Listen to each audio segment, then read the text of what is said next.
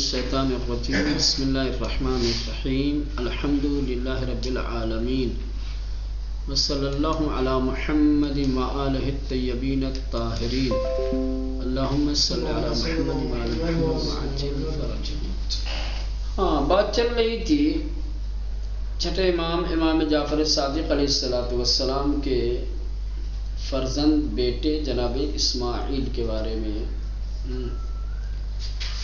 جن کے طرف مسلک اسماعیلیہ منسوب ہے۔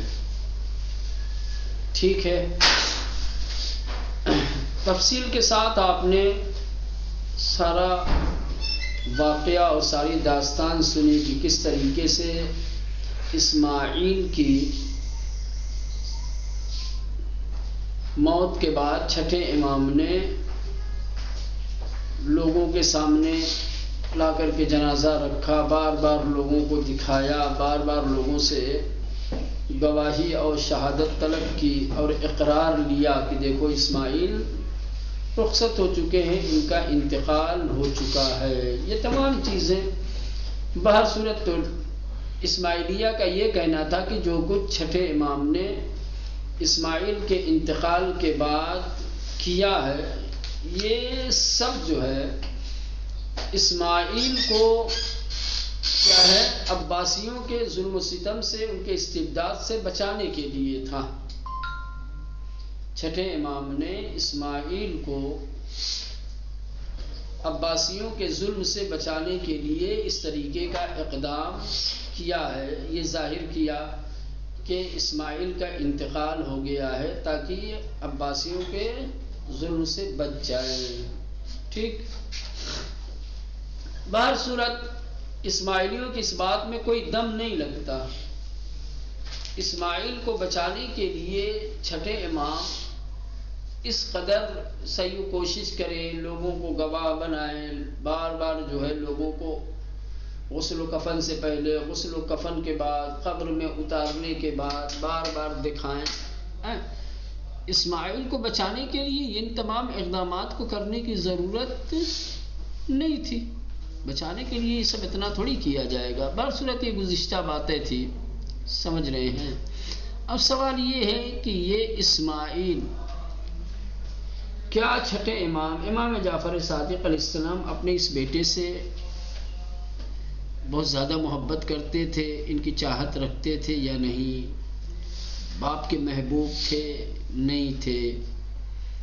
اسماعیل کا عقیدہ اور ان کے نظریات صحیح تھے یا نہیں تھے؟ سمجھ رہے ہیں؟ یہ سوالات سامنے آتے ہیں، سمجھ رہے ہیں؟ یہ الگ مسائل ہیں، اس کو بررسی کرنے کی ضرورت ہے۔ لیکن یہ ہے کہ خود اسماعیل کو بنیان گزار مذہب اسماعیلیہ نہیں کہا جا سکتا۔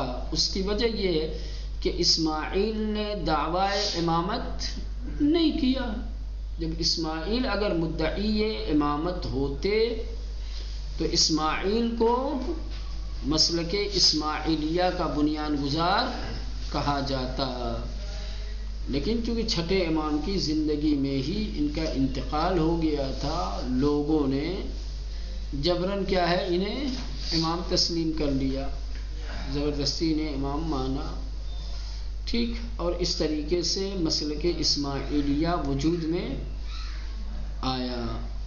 بہر صورت پھر بھی سوال اپنی جگہ پہ رہ جاتا ہے کہ جب اسماعیل نے دعوی امامت نہیں کیا ہے تو اسماعیلیہ وجود میں کیسے آئے؟ کوئی تو ہوگا، کچھ افراد تو ہوں گے جو لوگوں کو اسماعیل کی امامت کی طرف دعوت دیں، بلائیں۔ کہاں ہیں؟ 4 اہم شخصیات ہیں، 4 افراد ہیں جن کے نام ابھی نیچے ذکر کیے جائیں گے کہ ان لوگوں نے کیا ہے مسلک اسماعیلیہ کی بنیاد رکھی ہے اور فرقہ اسماعیلیہ کے جو ابتدائی اصول ہے اور مبانی ہیں ان کو تدوین کیا ہے۔ ٹھیک ہے، دیکھیں با ان بیان و با قطع نظر از شخصیت اسماعیل کہہ رہے ہیں کہ اسماعیل کی شخصیت سے قطع نظر کرتے ہوئے اور جو کچھ اوپر بیان کیا گیا ہے ان تمام باتوں کو آپ ایک طرف رکھیے. آیا مورد علاقے پدر بودے؟ کیا اسماعیل اپنے باپ کے محبوب تھے؟ چھٹے امام ان سے زیادہ محبت اور عقیدت رکھتے تھے یا نہ بودے یا نہ؟ ایک یہ سوال.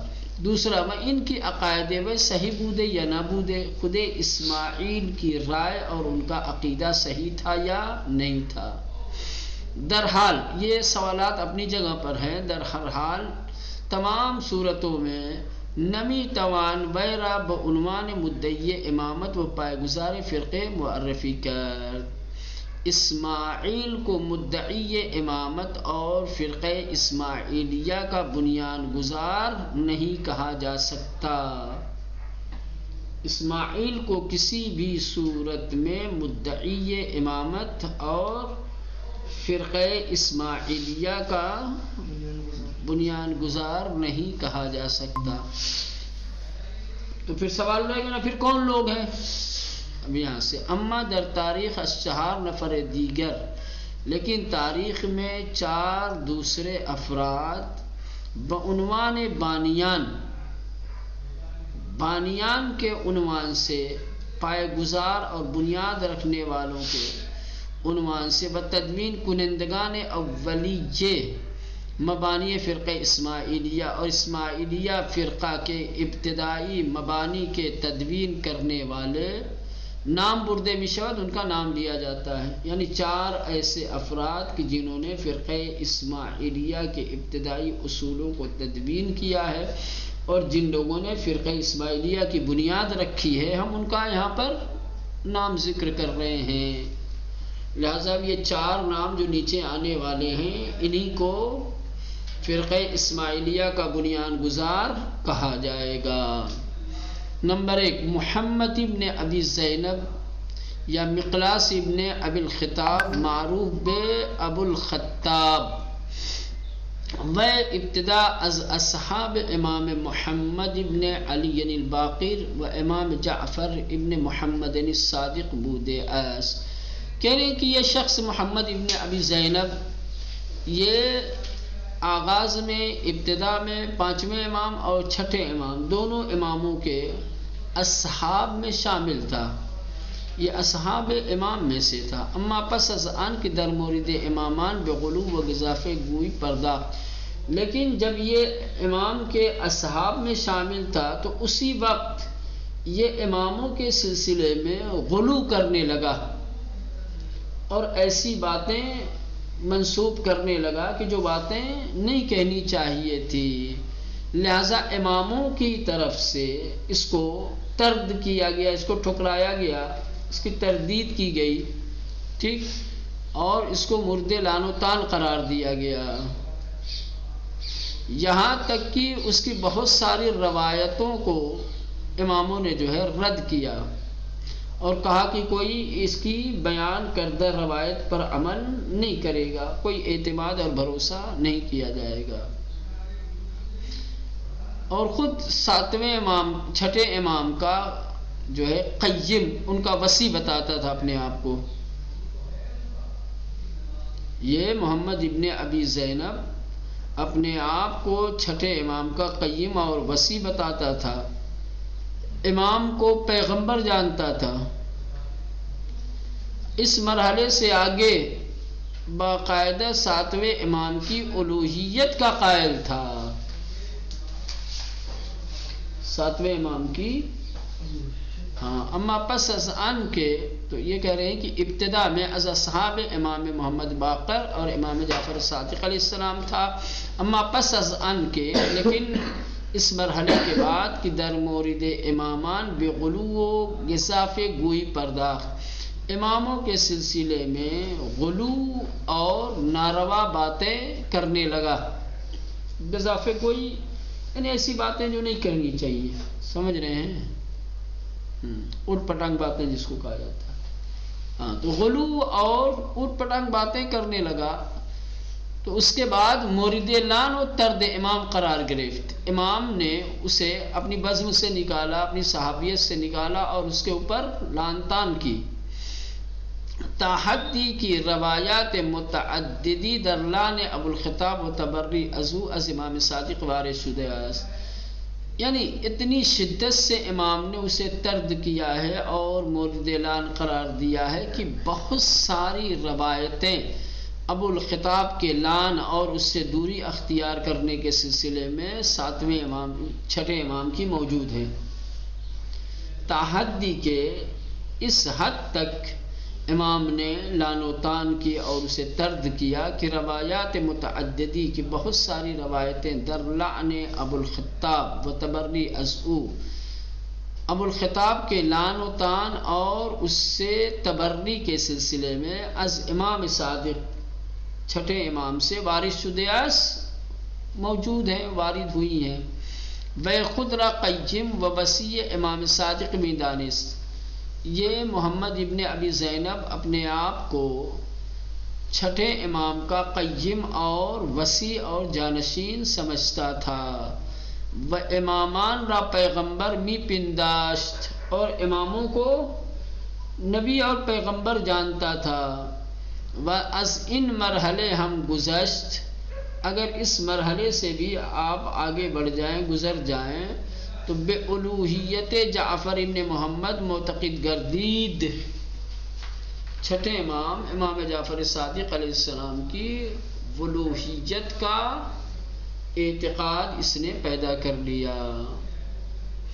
ابوالخطاب در کوفے توانست ادعی را دور خود جمع نماید. ابوالخطاب نے کوفے کے اندر کچھ لوگوں کو اپنا حامی اور حمایتی بنایا، اپنے ارد گرد جمع کیا. اما پس از آن کہ وہ در کوفے توسط عیسیٰ ابن موسیٰ والی شہر کشتے شد، لیکن کیا ہے جو شہر کا والی تھا عیسیٰ ابن موسیٰ، کیا ہے شہر کوفہ کا والی عیسیٰ ابن موسیٰ، اس کے ہاتھوں یہ ابو زینب ابوالخطاب کیا ہے قتل کر دیا گیا. اس کے قتل کے بعد پیروانش بے محمد ابن اسماعیل گرویدند، کیا ہے جب یہ ابوالخطاب کا قتل ہو گیا تو جو اس کے حمایتی تھے، جو اس کے پیروکار تھے، انہوں نے اسماعیل کی امامت کی طرف رخ کیا. چھٹے امام کے بیٹے کیا ہے جناب اسماعیل کی امامت کے قائل ہو گئے. و بمرگ اسماعیل در زمان پدر اعتراف کردند، اور باپ کی حیات اور باپ کی زندگی میں ہی اسماعیل کی موت کا اعتراف تو کیا، لیکن اعتقاد بے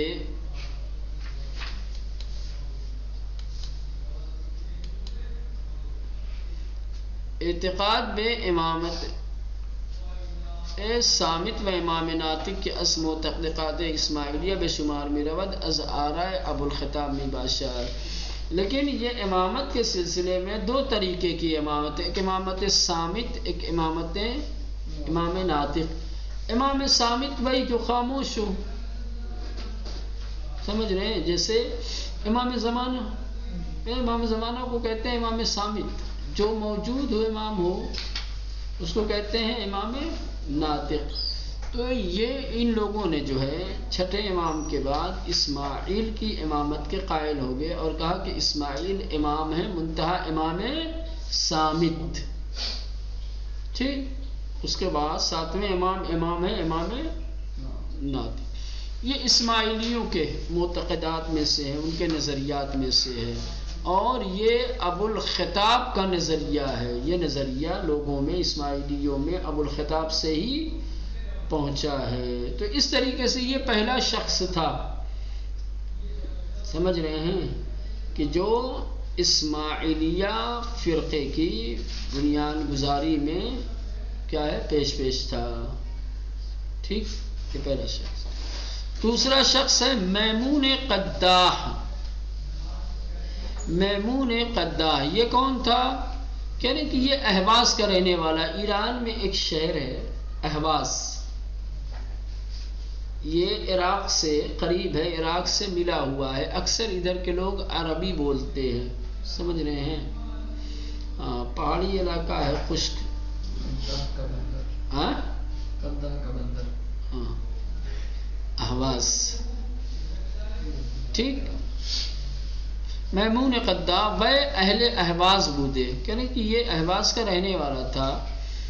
وشغلش کو حالی و چشم پزشکی بود. اس کا کام کیا تھا؟ سرما بیچتا تھا اور آنکھوں کے متعلق کچھ علاج کر لیتا تھا آنکھوں کا. کوہل کہتے ہیں سرمے کو، کحالی یعنی جس کا کام سرمے کا ہو. تو کہہ رہے ہیں شغلش اس کا پیشہ کوحالی تھا، یعنی سرما وغیرہ بناتا تھا، بیچتا تھا. چشم پزشکی بود، آنکھوں کا ڈاکٹر تھا، آنکھوں کا طبیب، آنکھوں کی کچھ معلومات تھی اس کے پاس. وآب مروارید عمل میکرد، وآب مروارید عمل میکرد، آنکھوں کا علاج کرتا تھا. سمجھ رہے ہیں؟ آنکھوں کا آپریشن وغیرہ کرتا تھا مروارید کے، آب مروارید کے ذریعے سے. از ان رو بقداح معروف بودیاس، اسی وجہ سے اسے قداح کہا جاتا ہے. قداح از پیروان ابو الخطاب بودے، یہ بھی ابو الخطاب کے پیروکاروں اور اس کے حمایتی میں سے ہے. در ترویج عقائد و نقش داشتے است، اور یہ قداح یعنی میمون قداح اس نے بھی ابو الخطاب کے عقائد اور نظریات کی ترویج اور اس کے لوگوں تک پہنچانے میں خاص نقش ادا کیا ہے، خاص رول ادا کیا ہے. یہ دو نام ہو گیا. اب یہ تیسرا نام ہے عبداللہ ابن میمون، یہ اسی کا بیٹا میمون قداح، اسی کا بیٹا عبداللہ. ٹھیک. وہ فرزند میمون قداح، کہہ رہے ہیں یہ میمون قداح کا بیٹا ہے. ورنہ تنہا باپدر ہم عقیدے بود، اور یہ نہ یہ کہ عقیدے کے اعتبار سے، نظریات کے اعتبار سے اپنے باپ والا ہی نظریہ اور عقیدہ رکھتا تھا.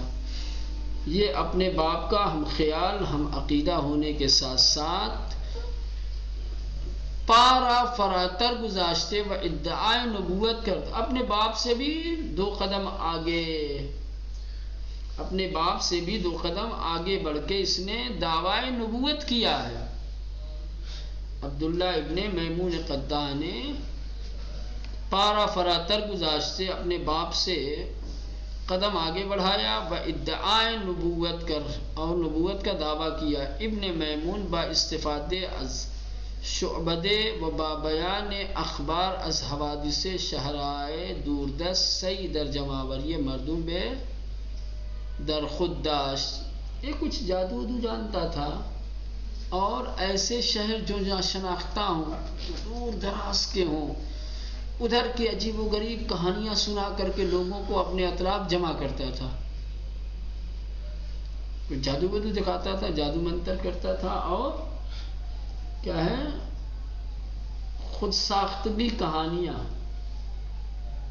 گڑھ کر کے بنا کر کے دور دراز کے شہروں کی کہانیاں لوگوں کو سناتا تھا، اور اس طریقے سے لوگوں کو اپنے ارد گرد جمع کرتا تھا. کہنے با استفادے الشعبدے، شعبدہ جانتے ہیں نا، ہاتھ کی صفائی. وہ با بیان اخبار از حوادث شہرائے دوردست، اور دور دراز کے شہروں کے حوادث کی، واقعات کی خبریں سنا کر کے لوگوں کو صحیح درجہ ماوری مردم بے دور خود داشت، اپنے ارد گرد لوگوں کو جمع کرنے کی کوشش کرتا تھا. وہ ابتدا از اہواز میں بصرے، اس نے کیا کیا کہ پہلے اہواز سے نکل کر کے بصرہ پہنچا. وسپس بے سلمیے نزدیک ہمس رفت، اور ہمس کے نزدیک ایک جگہ ہے جس کا نام ہے سلمیہ، وہاں پر پہنچا. ودر آنجا مردی بنام حمدان ابن اشعث کی بخاطر کوتاہی اندام و پاہایش بقرمت معروف بود، اور وہاں پر ایک شخص کی جس کا نام حمدان ابن اشعث تھا، کہ جو کوتاہ قد تھا، جو پست قد تھا، خاص طور سے اس کے جسم اور اس کے پیر وغیرہ بڑے کیا ہے چھوٹے تھے.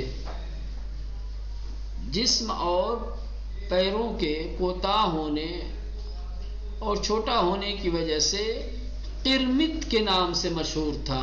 کیا ہے؟ قرمت. یہ جا کر کے اس سے ملا وہ فرقے کرامتے میں ان فرد منتسباس، اور یہ جو فرقے کرامتہ ہے یہ اسی شخص سے منسوب ہے. سمجھ رہے؟ حمدان ابن اشعث.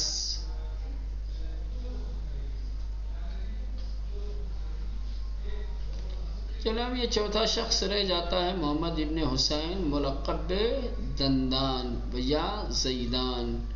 اس کے بارے میں کل انشاءاللہ پڑھیں گے.